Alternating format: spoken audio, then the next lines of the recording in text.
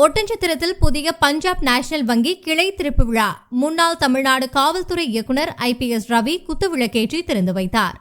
திண்டுக்கல் மாவட்டம் ஒட்டன்சத்திரம் திண்டுக்கல் பழனி மெயின் ரோட்டில் புதிய பஞ்சாப் நேஷனல் வங்கி கிளையை முன்னாள் தமிழ்நாடு காவல்துறை இயக்குநர் IPS ரவி அவர்கள் ரிப்பன் வெட்டி குத்துவிளக்கேற்றி திறந்து வைத்து பஞ்சாப் நேஷனல் வங்கி கிளையின் சிறப்புகளை எடுத்துரைத்து சிறப்புரையாற்றி பேசினார்.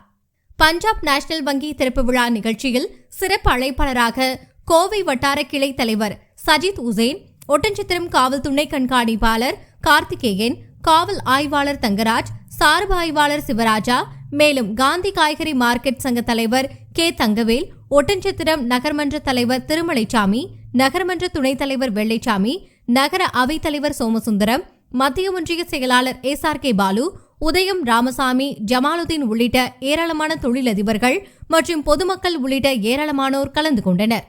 நிகழ்ச்சியின் நிறைவில் பஞ்சாப் நேஷனல் வங்கி முதுநிலை கிளை மேலாளர் கணேசன் நன்றி தெரிவித்தார்.